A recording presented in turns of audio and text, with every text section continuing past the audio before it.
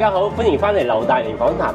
今日咧，我咧就同阿 Dash 一齊咧，就帶大家去到一個充滿維多利亞時代嘅色彩嘅一間酒店 Main Street Station 啦嚇。呢個酒店咧離 Fremont Street 只需要5分鐘，裏邊有好多歐洲式維多利亞風格嘅，無論係畫畫啊，或者係藝術品，我哋大家一齊嚟欣賞下。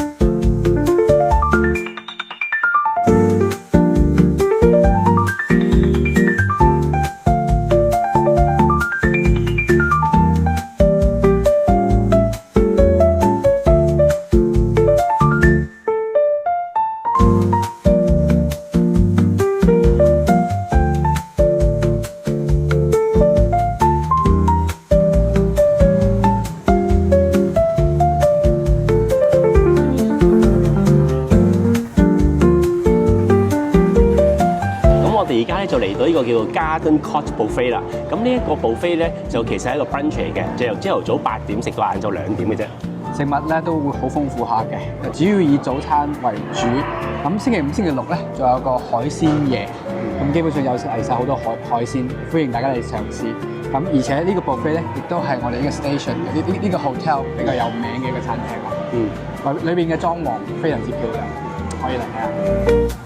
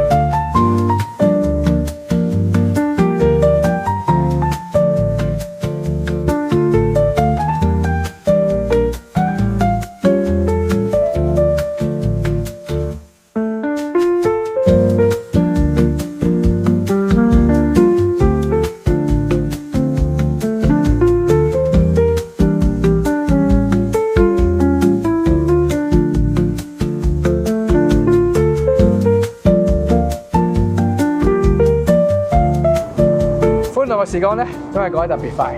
啱先帶大家睇咗呢個 Main Street Station 咁有歷史意義、咁有特別嘅酒店。接下來我哋仲有咩計劃咧？